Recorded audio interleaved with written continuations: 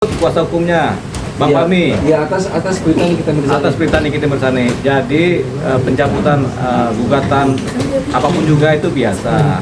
Nah, ini kan karena persoalannya adalah persoalan gugatan Nikita Mirzani kepada Reza Gladys, yang gugatannya ini sebenarnya gugatan terhadap perjanjian lisan, perjanjian omong-omong. Itu. Nah, ini kalau perjanjian lisan ini susah sekali ini untuk dipegang, untuk dibuktikan, untuk kemudian disidangkan. Jadi mungkin pihak Nikita sudah merasa ini gugatan yang sia-sia atau gugatan yang nanti ujungnya juga kalah. Jadi akhirnya mereka mengambil keputusan, Nikita Mirzani mengambil keputusan, ya sudahlah kita cabut gugatannya sehingga tidak ada lagi gugatan terhadap Reza Gladys. Dasarnya apa? Kalau dasarnya mungkin bisa macam-macam alasannya, tapi intinya sebenarnya gugatan ini gugatan sia-sia. Kenapa? Karena didasarkan oleh perjanjian lisan, omong-omong lisan. Begitu. Ingat, lidah tidak bertulang.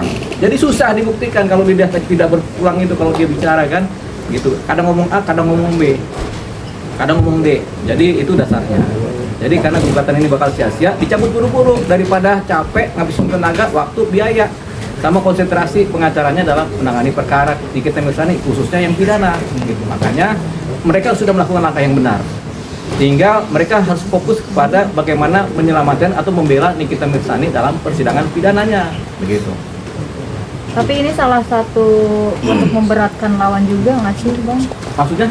Salah satu yang memberatkan lawan juga nggak sih, strategi gitu, sebuah strategi? Oh enggak.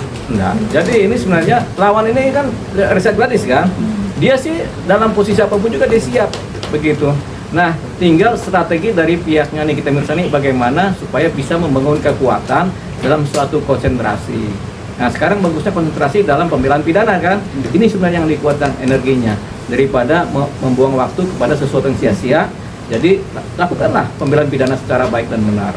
Dengan pembelaan yang bukti-bukti yang lengkap, segala macamnya sehingga Nikita Mirzani paling tidak diringankan hukumannya atau malah dilepaskan dari hukuman. Tapi ada kemungkinan agar bisa dilepaskan, Bang, seperti Abang yang bilang? Punya kemungkinan kalau memang apa-apa yang menjadi dakwaan itu kemudian ternyata dalam persidangan ternyata tidak terbukti, ya bisa lepas seorang Nikita Mirzani. Tapi kalau apa-apa yang didakwakan dalam persidangan secara pidana ternyata ada buktinya, ada saksinya menguatkan, ada relasi antara saksi dan bukti sehingga pasalnya masuk unsurnya, ya sudah, berarti kan menjadi dia dipidana. Tinggal bagaimana supaya hukumannya ringan, itu kan. Jadi pembelaan terhadap Nikita Mirzani ada dua. Pertama, berusaha melepaskan dia dari jeratan hukuman. Kalaupun memang terjerat hukum, hukumannya ringan.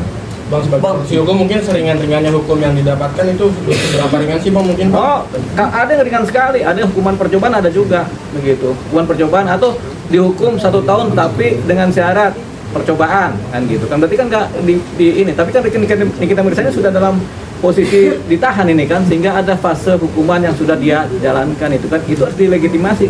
Kalau memang dia bersalah itu harus dijalankan, paling nggak udah 4 bulan kan, 5 bulan ini yang dijaga supaya hukumannya mungkin 1 tahun atau 2 tahun itu ringan-ringannya. Bang, ini kan pihak Nikita Mirzani kan selalu menyayangkan ke Reza Gladys yang tidak hadir. Berat masyarakat tahu juga kurang tahu, Bang. Biasanya hukum untuk mediasi sendiri seperti apa sih, Bang? Ini yang kompensasi.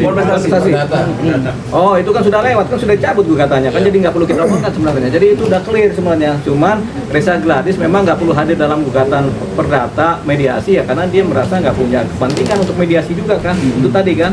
Tapi karena gugatannya juga sudah dicabut, ya buat apa kita bicara? Berarti udah clear nih satu persoalan. Tinggal pengacaranya Bang Fahmi itu dia fokus kepada pembelaan Nikita Mirzani secara pidana. Gitu. Nah, Bang, nanti kan ini kan secara pidana, setelah selesai pidananya selesai, apakah dari pihak kami bisa mengajukan lagi secara uang prestasi itu? Nggak ada. Sebenarnya dari awal ini gugatannya itu apa? Dia punya nilai pembuktiannya itu kecil sekali, sehingga susah untuk diajukan dalam posisi bersidang dalam konteks pembuktian ya. Jadi sehingga tampaknya nggak ada lagi itu. Gitu.